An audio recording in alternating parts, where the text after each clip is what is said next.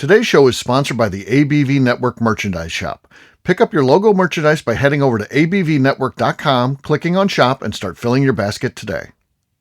We are also sponsored by the Bar to Go. The Bar to Go offers a fully customizable carrying case that allows you to take your favorite distilled spirits or cocktail ingredients with you. Whether you're looking for something for yourself, a customized gift, or logoed items for your business gift shop, the Bar to Go can help. Check them out at thebar2go.com. That's the number 2 in the Bar to Go. Don't forget our friends at Neely Family Distillery now ship their unique distilled spirits directly to you. To order yours, simply call 859-394-3258. Tell them the ABV Network sent you. And now, on to the show. Let's drink!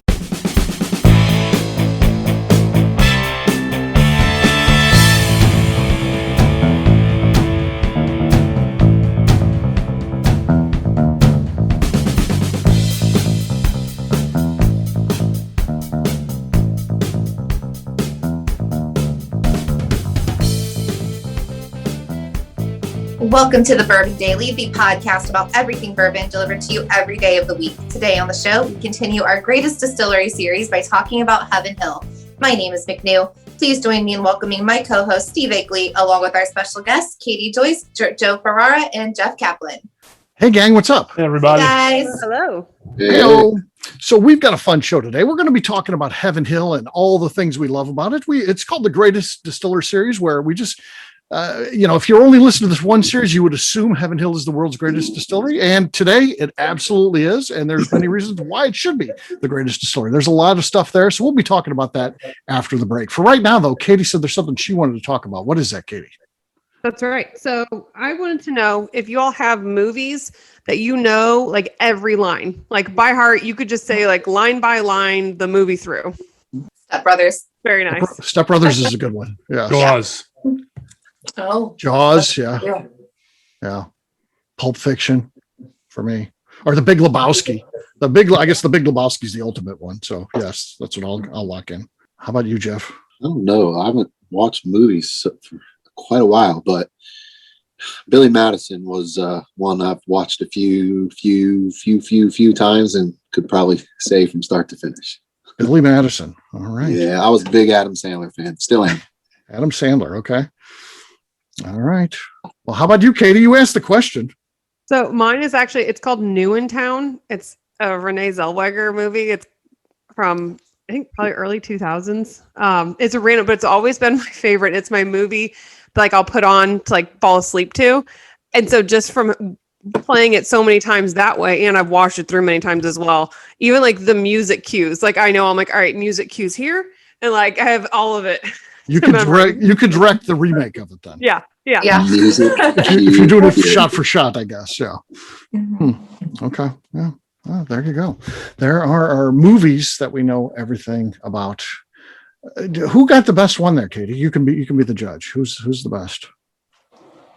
Oh, I would say Billy Madison. That's Billy Madison wins. Please. Oh my God. Cheers to that. How is this possible? In what world is Adam Sandler stuff? Well, Jeff, how was that one Adam Sandler movie that came out? The one that they were talking about, he might be in awards contention. What was it, last year or the year before? I don't know. He was like a jewelry dealer or something like that. Did you see that one? Terrible. It was a Netflix movie, I think. Rough Gems, I think, or something like that. Yeah. I couldn't get through it. We tried to watch it. So it was bad. He's And done people a lot. loved it. People liked it. I Different didn't. things.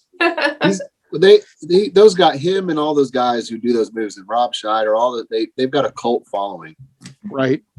But this looked a lot more along the lines of serious, and I don't know. I don't know. I didn't see it, so I can't talk too much about it. Like his serious movies are like hit or miss. Like I love Spanglish, but it didn't do well, and people hated it. But I didn't like this one last year, and people liked it. So I don't know. I think his serious things are hit or miss. Okay. Yeah. To me, Adam Sandler is a miss. I can't think of anything I like him in. Really? His old stuff was so good. There's not a thing that he's good really in. There's no. Happy Gilmore was good. Okay, I'll give you Happy Gilmore. 50, you probably don't know 50 First Dates. I've never seen that. I've never seen that. That was a good movie. Yeah. Although I gotta say, the Wedding Singer, I liked him in. And the Wedding Singer, yep. Yeah, he was good. That The one that he does with the adult 4 adults, that him and Kevin James, they go, and Chris Rock, they go on vacation with their kids. The grown-ups was actually Grown-ups, cute. yeah, they did too. Huh. Yeah. Interesting. I don't know. I bet you might like more than you think you do. I'm big into, as I watch a movie, I evaluate, could I write this? And if I write it, I don't like it because to me, I want to be stretched in what I watch. And there's nothing in an Adam Sandler movie that's like, oh, that's really clever or smart. I mean, it's stupid comedy, which That's exactly, sometimes I like stupid. I was just going to say, you have to be ready to watch a stupid comedy. But it's not even as good as good stupid comedies, like Dumb and Dumber. That's good stupid comedy. Yeah. My favorite part of an Adam Sandler movie is Rob Schneider.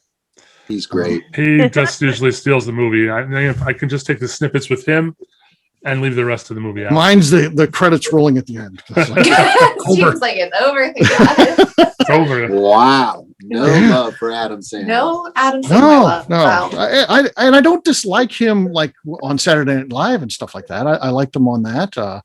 So I'm not. It's not Adam Sandler hate. It's just I don't see the talent in the movies. But Wedding Singer was good, and he was good in that. Happy Gilmore was okay, passable. But beyond that, like I tried watching that Waterboy. Oh God, do people talk about how great that is? Waterboy is pretty quotable too. People can quote some Waterboy. Yep.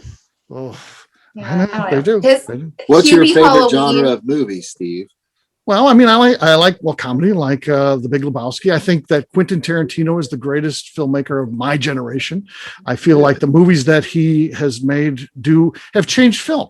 You look at when he comes out with Pulp Fiction, and of course he had a movie before that, but the one that really broke through was Pulp Fiction. And how many movies now break down? They show you the end at the beginning, and they mix it all. Quentin Tarantino was the guy who did all that. It's basically just stealing from him. All of his movies have had a twist like that to him. And yes, he is a genius and brilliant in his I will give you that. Yeah. So that's the guy I look for. That's the guy I still go to. I've seen every one of his movies at the theater, and I can't really say that about anybody else. And if Quentin Tarantino, who says he's got one more movie in him, I'll go to the theater for that. But there's not too many more I really want to go to the theaters for. But don't you ever like to go to the movies though and just watch something stupid, senseless, and silly, and check out for 2 hours? Yes. Like I said, Dumb and Dumber, I do like that. Yeah, that's checking out for 2 hours for sure. That's definitely mindless. But I mean, Jim Carrey is one of my favorites. I love that movie. But yes, that's just there's no point to that movie. The same way Adam Sandler movie. No, there's no point. But it's good. It's good. Did you see in the news I love Will Ferrell, and you could probably say the same thing about him because Chris was like, I freaking hate Will Ferrell. Every movie is stupid. I'm like, that's the point. And I love it. Yeah. Did you see 2 guys this week recreated the scene in Dumb and Dumber where they ride the scooter? Oh yeah, yeah. The one guy had on the double set of gloves and everything. So yeah. Yep. They went the whole 9 yards. Hilarious. Yeah. That was actually pretty funny. Well, there you go. There's a little movie chat for you. So Katie, it turned into something even bigger than you thought there. There you go. All right. Guess what? It is time to drink. I'm going to go first since I already told what I'm going to be drinking here. I've got virgin bourbon. This is a screw cap. This is, there's no cork pop here, so I'm not even playing. So I am out. Joe, you haven't been on in a while, so we're going to have you go next, man. I have Bull's Head Bourbon. It's made locally over here in Newburgh. Okay. Not much there. You and I are tied right now. I have to turn up the gain on my mic the next one. Okay. We missed it for sure. It was not really anything. You and I are tied, right? Yeah. that cork pop I played today of Bose, I don't even know how you get a cork pop to sound like that. We've never had that, have we, McNew? No. Very impressive though. It sounded like flatulence. I don't understand. I never popped a cork myself and been like, oh, you know what that sounded like? That sounded like a fart. But it just absolutely did. Yeah. All right, go ahead, McNew. What do you got? My favorite Heaven Hill product, Larceny. Okay. There you go. That's how you do a cork pop right there. That's going to be tough to beat, but Jeff, you can give it a whirl. See what you got. Start with a rye tonight. Nashville Barrel Company, good old MGP. Okay. Oh, not enough. Not enough. McNew will retain her lead. All right. And last but not least is Katie. All right. I've got some Elijah Craig Barrel Proof. Nice. Nice. Right. Oh, Nice. here's my take. We're going to let Joe decide here. Here's my take. I'll do some argument here. I feel like Katie's was really good, but I thought McNew's was just a little bit stronger. But Joe, we're going to let you be the judge here. You're going to get the final say. From what I heard, I thought Katie won that. Okay, that's it then. I do too. That is cannot be disputed. It was When close. When we turn it over to a judge, we have to accept it. So Joe has stated that Katie wins. So there you go. Congrats, Katie. Cheers, Katie. Cheers, guys. Cheers. Cheers, gang. Hey, what batch Elijah Craig is that, Katie? It is B519. Nice. Oh, very nice. All right. You know anything about that one, Jeff? B519? Yeah, it's there. You know, we're going to talk about Heaven Hill, so very fitting that she has that. But yes, it's a good one. Not in my top 5 of the newer labels, but still a good one. Still a good one. All right. What we'll do next, we'll take a quick break. And then when we come back, it's all Heaven Hill all the time. We'll do that in just a few.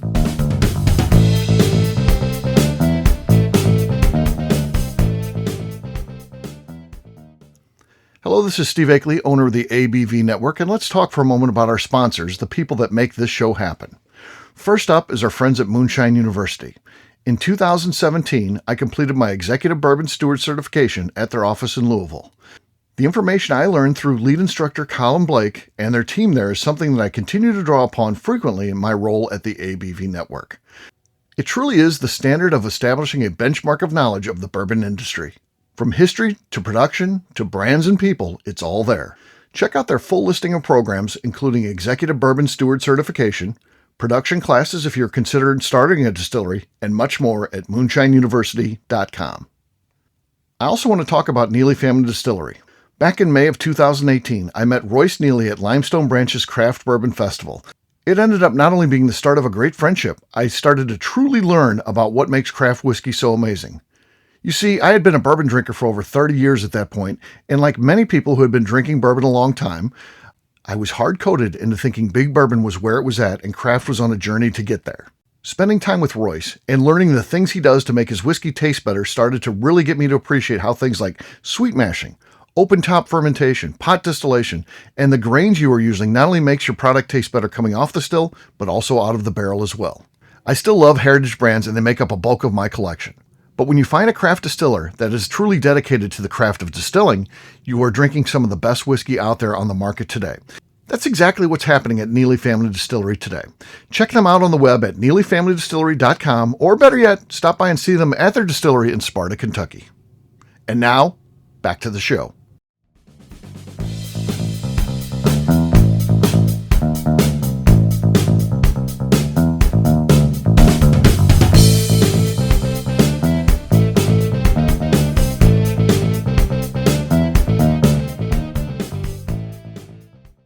I'm McNew. Don't mix your grain and grapes. Not a good time. You're listening to the Bourbon Daily. Welcome back to the Bourbon Daily. Today in our Greatest Distilleries series, we are talking about Heaven Hill. Yes, we are. So, what do we love about Heaven Hill? What do you guys love? There's so much. I mean, I can start, but I'd like someone else to jump in. All of the above. Yeah. Yeah. That's a fantastic way to put it. Because I was going to say the variety of everything they do. So I feel like all of the above is the perfect way to summarize that. Yeah, I mean, product-wise, they have a huge lineup, just about anything you can think of. And has anybody been since they've done the expansion? Mm-mm. No, I haven't. I haven't either. I really want to get down there. But it looks to be great. amazing. Yeah. When we talk, as we just focus a little bit on the portfolio, again, very diverse, a lot of different items in there. Their price points tend to be really good. Heaven Hill tends to be a value leader out there for the most part. I also like the fact too, like I'm drinking the Virgin Bourbon. They have some just regional brands that they keep, that they sell, in a couple states, but it's found its little market. They don't have to put any dollars into it to do any marketing, but they continue to keep those open from brands that they bought through the years that have a good regional following, which I think that's kind of cool too. And it's one of those, gems that you can get either through a trade with someone who happens to live in the market, or if you happen to be doing some travel and you're going to one of these places where they sell it. So I think that's really cool too about Heaven Hill. What else? They're all over the place too. I mean, they're making tequila, Oh, they own brands that are tequila, cognac. They have rums. They're very diversified. They even have a few single malts. Yeah. Yes, they do. Yeah. So they just have a little bit of something for everyone. I Yep. can go down and I look at my collection, and it's such a wide range. One of my favorite bottles that is unfortunately discontinued now. They're 6-year bottled in bond, white label. Yeah. I have that. That used to be a $10-12 bottle you could pick up, all the way up to not just the Elijah Craig barrel proofs, but the grenades that I've been able to pick up there. They're smaller ones. They're so cool. Yeah. And then they just even continue. I just lost more. The lineup, the old Fitzes that they've been putting out. I mean, it's just that one of the most beautiful bottles in the. They are. It is. Every one I finish, I save to use as the decanter because they're so pretty. But they've put that out in I think 4 different expressions now, and they're 12, 14, and the 16-year single barrels that they did. I mean, it's just they've got so much stuff, and I don't know that there's a dog there. Everything they do is just quality, and it's got its niche. No one's picking up the $8 quality house brand they put out and thinking it's going to be top shelf stuff, but everything they do, I think, from just bottom to top, is just solid quality. Yeah. And they have the mellow corn that has its own little cult following. Oh yeah. People love it too. I love mellow corn. Heck yeah. Yeah. Yeah.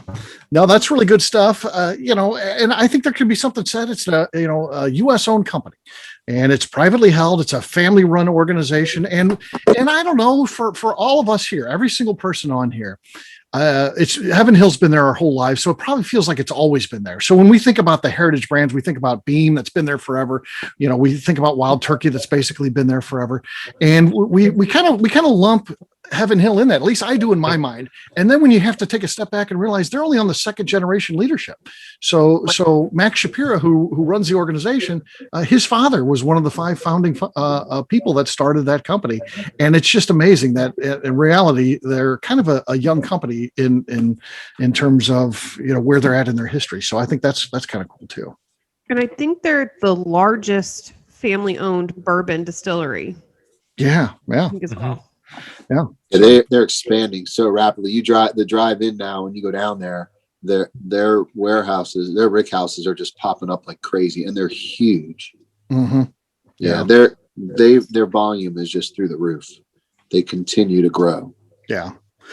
So we talked a little bit about Max Shapira, one of the great people in the industry today, but they've got a couple other excellent people associated with them. Connor O'Driscoll, kind of unheralded maybe, but he is really a top-notch distiller. He's one of those guys that, kind of learned every process. And I don't know that all master distillers know what Connor O'Driscoll knows today. I mean, he's a guy who's big into yeast propagation and, a lot of things that a master distiller doesn't have to do. And even some of the fellow heritage brands becomes more of a spokesperson. And that's not really who Connor O'Driscoll is. He can do that. He's adept enough to be able to, do that. He's been on our shows before and stuff, but he's a true distiller's distiller. So he's great. And then let's not forget, when we're talking about people, the great Bernie Lovers. One of the you don't get a better brand ambassador than Bernie Lovers. No, that guy sets the standard. And McNew, you and I, we're in the bourbon biz, but we're nothing compared to Bernie. But the great thing about Bernie is he's made his own way. He's not a family member or anything like that. He's carved out this job, this niche for himself within the world of bourbon. And I think it's so admirable what he's done. And he's been able to do it for so long. And he has the respect of not only the bourbon fans, which that's the people that he meets with day in and day out, but also the leadership at the organization and in the bourbon industry. Bernie Lovers is well thought of across the board. Of course, he started at Beam. And, I've got, many good friends at Beam, like the No family and like Adam Harris, and they miss that guy. It's not like, that son of a bitch left us or they're mad at him. No, they love that guy and they wish they had him back. They complain. They're like, man, I wish we had Lovers back. Right. Yeah, he was a real asset there. So yeah, and there's not many people that leave an organization and people talk about him in that way. So yeah, so he's definitely special too. Oh, and you touch on O'Driscoll. He's only been there a couple of years, but he has been, a big up and coming new at Angel's Envy and then through Woodford. I mean, he's definitely been through some of the history before getting to there. That's for sure. Yeah. Yeah. Another thing I like, if you go to Kentucky, and not all of us, Jeff lives in Kentucky, but none of the rest of us here do. So when we're in Kentucky, we're visiting. And what I like about Heaven Hill is if you get there in the morning, you can line up and you might get something cool. They do gift shop releases, and it's an opportunity to get something that's rare. You can get a Parker's Heritage or one of those old Fitzes. And it's just a matter of going to the distillery, waiting in line and seeing if you're lucky enough to get a bottle. So that's a cool part of it too, the distillery releases. They do always have something down there. They usually their barrel proof release that they have, the grenades are all, you have to ask for them. They've always got them behind the counter. I've never not brought back one of the grenades from down there. There's, like you said, you got to wait in line, but you won't leave with nothing. Yeah, which is nice. Not all the distilleries are doing that, and those hard to get things are remain elusive. And with Heaven Hill, you know how it works. You go in and you wake up early and you stand in line, and you know what, it ends up being a fun time. I mean, every time I do that, I like it. I like hearing from bourbon people and their stories, stuff they just missed, and stuff they're tracking down. And I don't know, I have a good time standing in the line with bourbon people, so that's cool. Anything else about Heaven Hill? I like the little story on their name, and that I believe the land they originally purchased in Bardstown, the last name of the owner of the land was Heaven Hill, one word. Yes. And when they sent in the paperwork, there was a typographical error on it, and it put it into 2 words. But it was going to be $10 to fix it.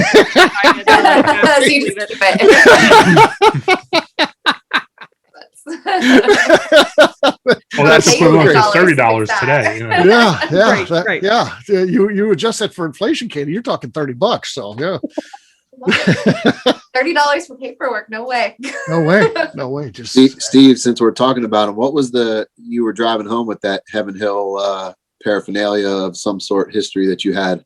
Oh, yeah. So I love collecting little things from the bourbon industry, and I don't know. I'm lucky enough. I live in St. Louis. If something like that hits Kentucky, it probably doesn't last long. But it's a rick house, and it's over 2 feet wide and wow. 2 feet deep. It's pretty good size, and it's corrugated metal, like a rick house is. And it's a sales piece. I assume that goes in a store. It doesn't hold anything. It's just literally but I assume it's part of a display or something like that. You maybe sit on top of the cases, and it's a rick house that doesn't even exist. It says Rick House number 1. One side of the roof says Elijah Craig. The other says Evan Williams. There's no such rick house like that, nor do they make them silver like that. But it's still a cool piece. Yeah, it is. You have a spot for it already? Yes. Oh, yeah. That's set up. I went home and I cleaned off a spot where I had just bottles piled up and stuff, and I removed those and put that on there, and it's on display. And nice. I'm pretty happy with that. So yeah. I bet that thing was pretty cool. I was just curious what it was. I didn't know if it was a decanter from the size or if it was storage, like you said. No, it's a display piece, and it was only $20. $20. That's a great deal, Steve. I would have snatched that up too. I didn't even shoot a different offer because I didn't want to lose out on it. Sometimes I can get cheap on those things. If I put it for $20, I'm like, I'll take it.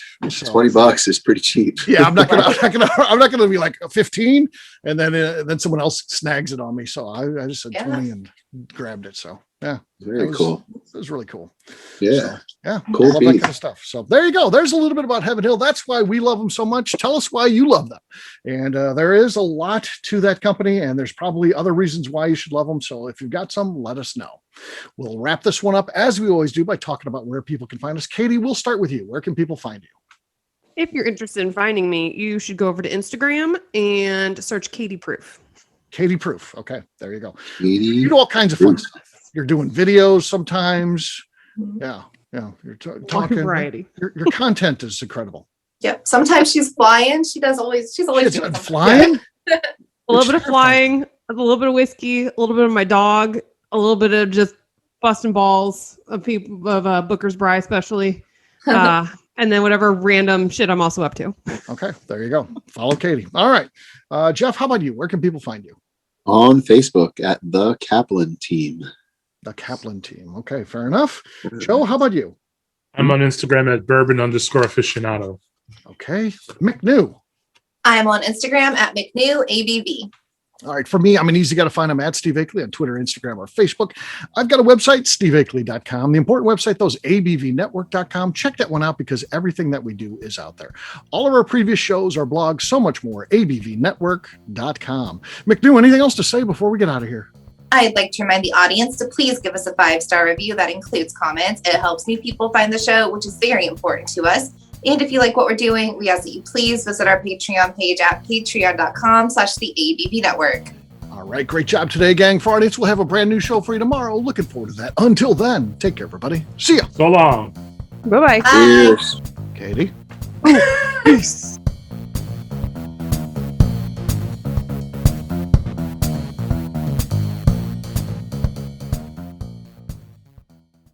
Before we finish the show, let's chat for a moment about Moonshine Still Pro. Moonshine Still Pro has a full line of products to help the home distiller. Whether you just want to experiment on a small scale on the stove in your kitchen or try your hand at a bigger setup in the backyard, Moonshine Still Pro can help. They have different still offerings as well as accessories and even grains from Goldstone Mill to help you make whiskey on par with what you get from your favorite distillery.